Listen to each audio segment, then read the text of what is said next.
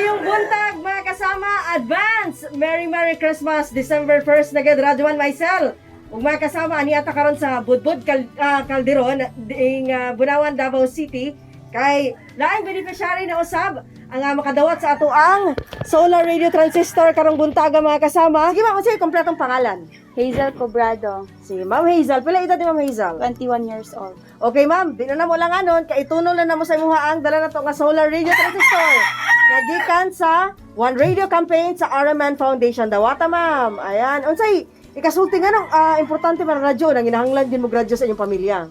Kay akong papa, kay magsidib paminaw og radyo, taga-buntag, ug tuhapon jud na og ako makapaminaw na lang sad ko sa tungod sa akong papa. Oo.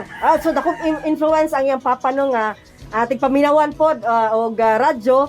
So katong pagpaminaw si mong papa ma'am, unsay dakong tabang pod si mong kinabuhi? Ma-update ba ka sa mga pangitabo? Ma-update sa mga balita, sa pangitabo sa kanang kalibutan, sa tungkuan, tapos labi na karon na COVID, Oo. wala jud ta ma-update.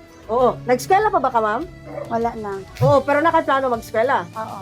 Oo, karon no kay basin na magpadayon gihapon na ato ang face to face or unsa ba plano sa gobyerno no unya naman tay learning tool no sa DXDC mapabinawan mo mga programa.